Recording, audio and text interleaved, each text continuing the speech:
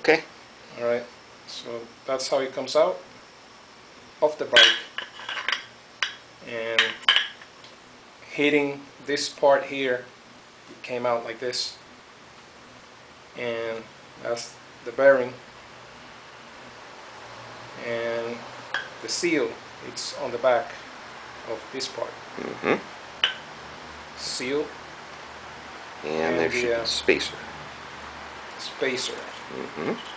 That metal ring goes there. And like that. And it's a fairly loose press fit. Yes. That you just literally use a hammer on the back side of it and just keep tapping it, and it will pop out. Yeah. When we go to put this whole plate back on, screwing in the screws will actually reseat the hub. Right. Okay. Beautiful.